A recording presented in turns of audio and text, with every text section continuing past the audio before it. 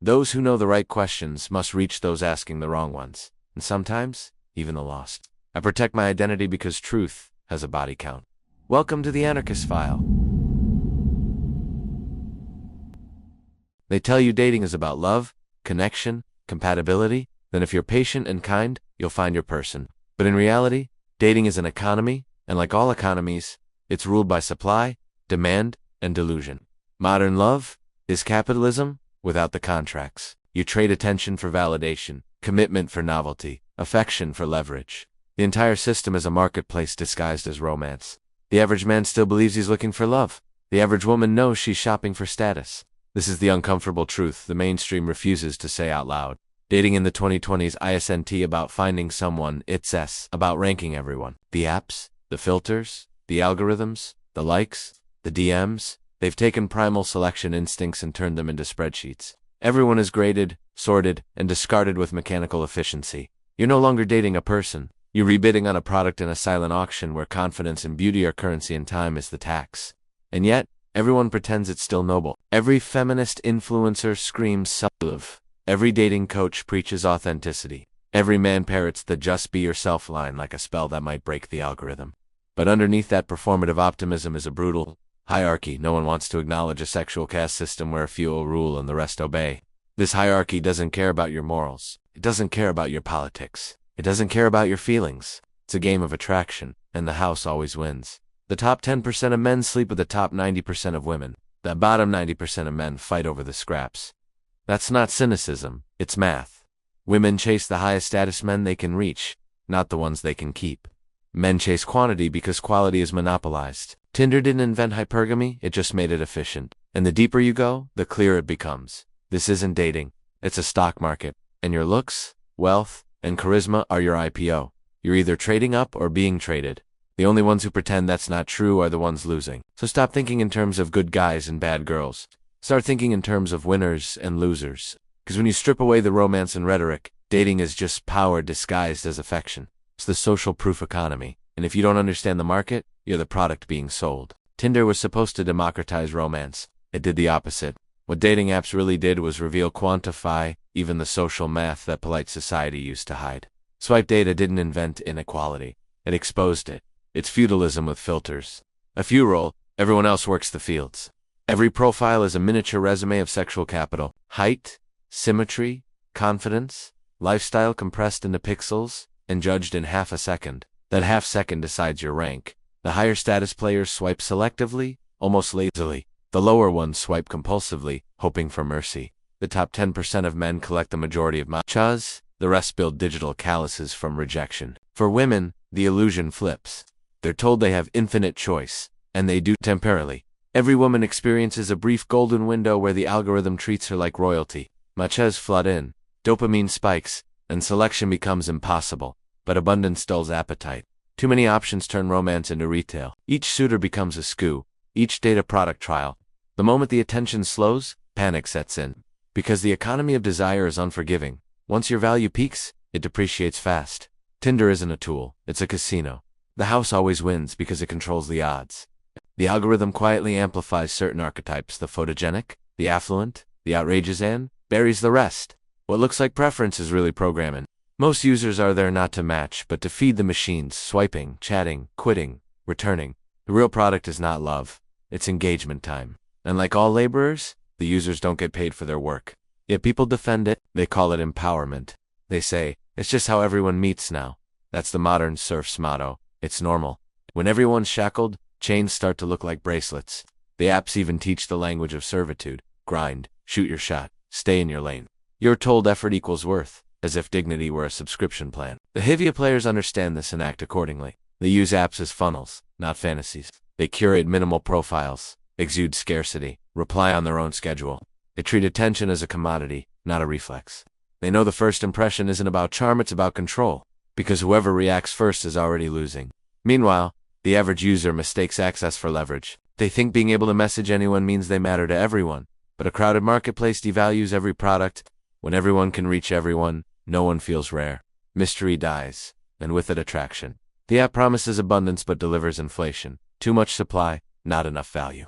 Desire diluted to convenience. You can see the exhaustion everywhere. the endless small talk, the ghosting, the jaded humor. People act like they're bored of dating, but what they're really bored of is being replaceable. They sense the feudal truths that they're peasants swiping in the Lord's garden, trading hours for fleeting acknowledgement, and deep down, they hate it. That's why the phrase deleted Tinder again trends every few months. It's not detox, it's rebellion. The irony is that the old world's constraints, the slow courtship, the limited actually protected intimacy, scarcity gave meaning. Now that everything is instant, nothing feels earned. People confuse friction with oppression, but friction is what made love real. Without resistance, desire evaporates. That's why modern dating feels transactional, because it is. So what's the play? You opt out of the algorithm? You stop competing in a rigged economy? You stop auditioning for strangers who mistake novelty for depth? You build offline leverage status, competence, reputation. Then, when you engage, you do so from strength, not scarcity. The game doesn't reward the desperate. It rewards the disciplined. Dating apps are the digital serfdom of our age. They promise liberation, but deliver dependence. The real freedom isn't deleting Tinders, living a life that makes it irrelevant. Every man who's ever fallen hard has heard the same phrase whispered by someone older and colder. She wasn't yours. It was just your turn. At first it sounds cruel, then it starts to make sense. Because modern dating isn't built on permanence, it's built on rotation. You're not replacing fairy tales with cynicism. You're replacing fiction with math. Attraction today is transactional velocity. Whoever supplies the most dopamine for the least resistance wins until the next hit arrives. Loyalty doesn't disappear all at once. It erodes like interest rates. The second your novelty decays, the market adjusts. You become a stock whose price peaked last quarter. Someone new IPOs. Capital flows elsewhere. This is what most men never understand. They think commitment protects them. They confuse exclusivity with security. But in a culture that gamified validation, exclusivity just means you're the only one still playing fair. Everyone else keeps their options open just in case. They'll call it self-care, self-discovery, not putting all my eggs in one basket. It's really hedging portfolio management for emotions. Women learn this faster because the market favored them. They're born valuable and spend life defending that value. Men are born worthless and spend life creating it. That asymmetry defines every relationship. She's the gatekeeper of sex. You're the gatekeeper of commitment. But the gate has gone digital, and digital gates don't lock. Every DM is an unlocked door. Every notification, a silent audition. That's why heartbreak today feels like identity theft. You didn't just lose someone. You lost a version of yourself that existed only through her attention. The algorithm taught you to equate affection with visibility. When she looks away, you vanish. So you spiral, reread messages, stalk her socials, chase closure that doesn't exist. You're not grieving love, you're going through withdrawal. You got high on being chosen. The ones who survive that crash understand the truth. Turns are inevitable, but leverage determines how long yours lasts. Charisma extends it. Competence sustains it. Competence sustains it. Status renews it. Neediness ends it instantly. Relationships run on polarity. Power must flow somewhere.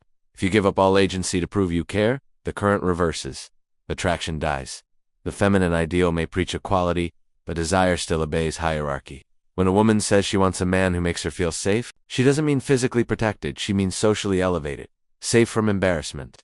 Safe from being seen as the one settling. That's why she posts photos that announce him as much as them. If her peers envy the couple, she stays. If they pity it, she leaves. So when your turn ends, don't take it personally. Take it empirically. She's chasing a higher status experience because that's what the culture worships. You were the best option until you weren't. The sooner you accept that every bond exists on borrowed time, the faster you stop bleeding from exits that were always scheduled. What replaces sentimentality is strategy. You stop mistaking exclusivity for loyalty and start evaluating energy flows.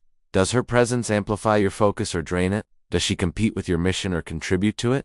If she adds chaos, she's an expense. If she adds order, she's equity. Everything else is charity. The seasoned man never begs for turns. He creates gravity. He becomes the fixed point others orbit. That's why the most desirable men rarely chase, they select. Their scarcity does the talking. Every interaction carries a silent question. Do you qualify for my time? The weaker man asks, will you choose me? One builds a frame. The other begs for inclusion. Here's the paradox. The moment you genuinely stop needing women, they start needing you. Not because indifference is sexy, but because it signals competence. A man who can walk away implies abundance. In economics, abundance creates confidence. In dating, confidence creates attraction. That's why detachment wins. The marketplace rewards whoever appears least affected by loss. The detachment isn't bitterness. Bitterness is still dependence. It's resentment dressed as rebellion. Real detachment is clarity. You understand that turns rotate? You just build a life that stays valuable between them. Money helps, status helps, fitness helps, but the core asset is purpose. Purpose makes solitude profitable. The tragedy is how few men ever reach that state. Most waste their prime years performing emotional labor for women, auditioning for upgrades. They learn to text faster, empathize better, apologize sooner. They optimize for peace, not power. And peace bought with self-betrayal always expires. She'll still leave, you'll just be too tired to rebuild, so you'll reframe it. She's not the one that got away. She's the market reminding you to raise your price. Every heartbreak is feedback. Every rejection is R&D. You iterate, not ruminate. The next version of you is rarer, sharper, more self-sufficient. Eventually, you stop chasing turns altogether. You become the prize people hope to orbit before the music stops. That's the secret no algorithm can teach. Permanence isn't found, it's built. You build it by becoming the kind of man whose value compounds with time, whose worth isn't determined by someone else's interest. When you reach that level, every turn, no matter how brief, feels like a collaboration, not a conquest. You don't fear endings, because you no longer confuse companionship with completion. In that sense, it's just your turn isn't defeats, it's liberation. Once you accept that the game rotates, you stop clinging. You play better. You invest smarter. You enjoy the moments without mistaking them for ownership. When the rotation moves on, you smile. Because unlike most, you've built something the market can't touch. Sovereignty. Modern dating runs on rotation. Everyone has a bench. They just don't call it that because the language of efficiency still sounds vulgar when applied to feelings. But make no mistake, people, schedule affection the way investors schedule cash flow. The polite term is keeping options open. The accurate one is risk management. The rotation exists because scarcity no longer enforces commitment. Before, proximity and reputation kept people loyal. Now both have been erased. You can meet 1,000 faces before breakfast. When options are infinite, focus becomes irrational. So the rational player builds redundancy, multiple conversations, overlapping situations, emotional stopgaps that keep the dopamine constant while avoiding the appearance of need. It's not romance, it's logistics. As new vocabulary plates rotation, main backup is simply the market's honesty bleeding through. Men talk about spinning plates. Women talk about talking stages. Both mean the same thing. Maintaining motion so no single person holds monopoly power. If one leaves, another steps in. Emotional continuity disguised as spontaneity.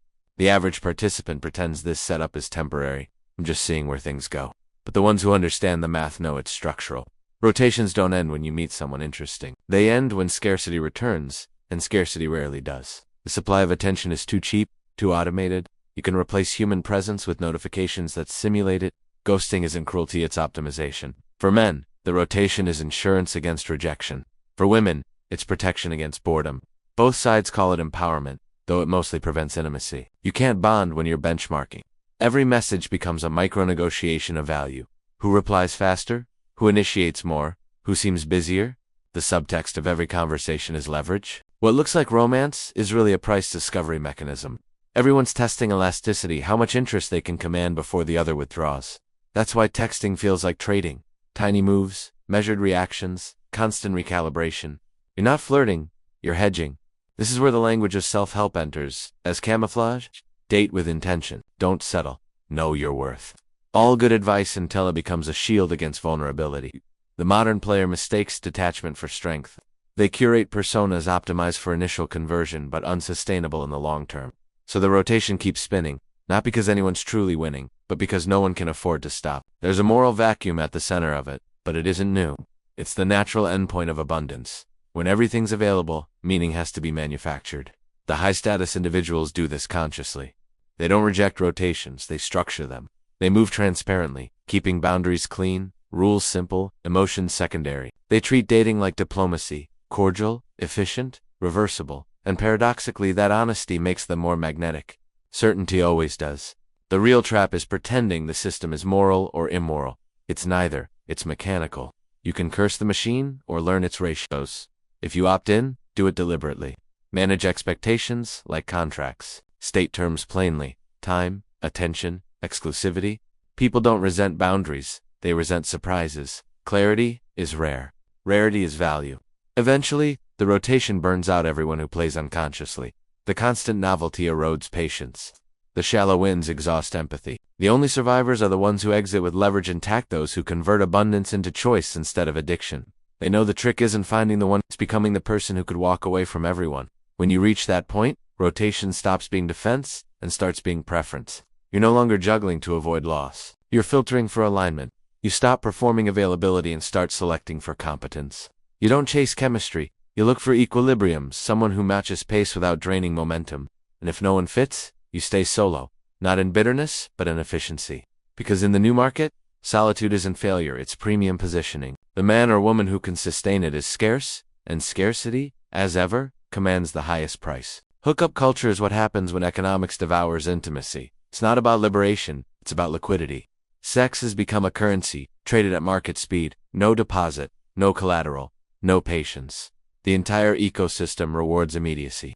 The faster the exchange, the more validation flows. The more the system profits. Casual encounters used to be rebellion. Now, they're compliance. They fit perfectly inside a consumer model built on short attention spans and endless appetite. Dating apps are designed like slot machines, unpredictable rewards, bright lights, intermittent dopamine. Every match promises significance, but delivers novelty. The illusion of choice keeps the labor force swiping. The house doesn't care who wins it, just needs you to keep playing. The moral language changed to fit the mechanism. Sex, positivity, exploration, no shame. Fine slogans accept, they often mask exhaustion. People confuse permissiveness with freedom, but freedom without direction becomes drift. When every option is open, none feel urgent. Desire loses tension, connection loses gravity. What remains is repetition chasing experiences to avoid stillness. A busy heart is easier to manage than an empty one. Hookup culture also flattens status differences into spectacle. Men brag about efficiency numbers, frequency, logistics. Women brand promiscuity as empowerment. Both are marketing. Quantity becomes the new virtue signal. But like all inflated currencies, its value drops quickly. When everyone can have everything, no one can have meaning. What used to be intimacy now functions as advertisement, a proof of desirability rather than an act of it. The high-status participants play by different rules. They see the market for what it is: short-term, transactional, emotionally expensive. So they structure it like business clear boundaries. Zero fantasy. They know the most dangerous thing in this system is not rejection. It's attachment without return on investment. They enjoy the game, but never confuse it with love. That distinction separates indulgence from dependence. Lower down the hierarchy, the costs mount. Casual becomes complicated. Each no-strings encounter leaves invisible threads. Resentment, comparison, fatigue. The mind starts keeping score even when the mouth says it's chill. The body forgets nothing. Every exchange adds noise to the signal, making genuine attraction harder to recognize when it finally appears. People begin to crave sincerity but can't tolerate the vulnerability it requires.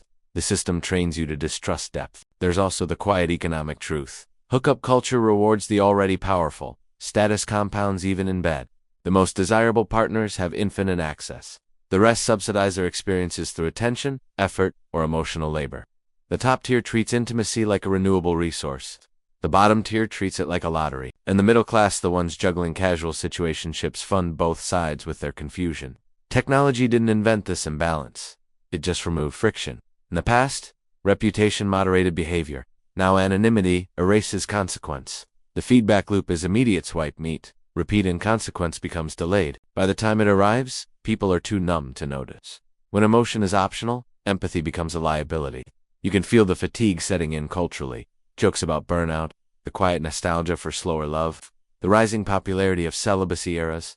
These aren't moral shifts, they're market corrections. When abundance destroys value, scarcity regains prestige. People start craving what can't be replicated: trust, discretion, exclusivity. The next luxury won't be excess, it'll be restraint. The few who thrive in this climate don't moralize it, they manage it. They treat intimacy as an extension of lifestyle design. They know that emotional discipline is rarer than opportunity. They build connections from abundance, not hunger. They measure partners by alignment, not validation. And when they disengage, they leave cleanly. No theatrics, no digital residue. In a culture addicted to chaos, calm is the highest signal. Eventually, the market will correct further. Hookup culture will fade, not because it's condemned, but because it's unprofitable. Constant novelty stops paying psychological dividends. The human nervous system wasn't built for infinite turnover. People will rediscover the economics of depth long-term bonds as high-yield assets. The same logic that built the rotation will build the retreat. When that happens, the ones who understood the cycle will already be ahead. They'll have learned to detach without dehumanizing, to connect without clinging, to choose scarcity over noise. They'll treat intimacy like any valuable resource, managed, protected, appreciated. Not everyone will adapt. Some will keep chasing volume, thinking the next match restores meaning. But those who learn discipline will move quietly into a different market altogether, one built on rarity, not reaction. That's the paradox of hookup culture. It teaches detachment by overdose. After enough noise, silence starts to sound expansive. And in that silence, real connection becomes luxury again. Every marketplace eventually reveals its hierarchy. The dating economy is no different. At the top sit the architects, the men and women who learn to treat attraction as a system, not a mystery. They study incentives, observe patterns, detach emotion from outcome. They aren't cold, they're calibrated. They play with awareness that affection is never free. Below them are the optimists people, still convinced love operates outside economics. They talk about chemistry, destiny, the one. They mean well, but they mistake randomness for romance. They still think effort guarantees reward. They still think sincerity can outbid scarcity. The system keeps them around because every market needs liquidity, someone willing to trade high-value emotion for low-value attention. And then come the addicts, the chronically online, the chronically lonely, the chronically available, to keep the machine running. Their energy subsidizes everyone else's strategy. They post heartbreak memes, overshare in comments, create demand for advice columns and apps. They believe they're participating in culture when they're really feeding it. Winners and losers aren't moral categories. They're behavioral ones. Winners understand leverage. Losers outsource it. Winners build their identity from competence and independence. Losers build it from response. The line between them isn't money or looks, it's control of attention. Whoever controls their own attention wins. Whoever lets others rent it, loses. That's the hidden currency of this entire era. Focus. Money can buy access. Beauty can buy time. But focus buys freedom. The person who can stay disciplined amid constant stimulation becomes scarce, and scarcity is what everyone chases. You don't have to be perfect, you just have to be harder to distract. In the attention economy, stoicism is sex appeal. So what does winning actually look like? It's not being surrounded by partners. It's being selective enough to refuse them. It's living a life structured around purpose instead of validation. It's being immune to manipulation because you understand why people do what they do. That's not cynicism, it's literacy. When you learn the grammar of desire, you stop falling for its propaganda. The losers aren't evil or stupid. They're uninstructed. They mistake chemistry for compatibility, lust for loyalty, novelty for progress. They keep running the same loop, excited, disappointed, repeat, because they still expect sincerity in a marketplace designed for spectacle. Their tragedy is faith in a system that monetizes their hope. But markets evolve, and so do people. Eventually fatigue becomes clarity. You start seeing the trade-offs clearly. Easy sex for empty mornings. Constant texting for constant distraction, public relationships for private resentment. Once you've tallied those costs, the temptation to play forever fades. You stop chasing connection and start building stability. You realize winning isn't domination, it's disengagement. Because in any market, the ultimate power move is exit. The sovereign player can participate without dependence and withdraw without collapse. They don't swear off intimacy, they simply remove desperation from it. They treat connection as collaboration, not consumption. They build value first, then share it. Eventually, even the algorithm will bend toward that energy. You can already see the trend. Fewer swipe marathons, more private vetting, smaller circles, slower pacing. The next cultural elite won't flaunt abundance. They'll flaunt discretion.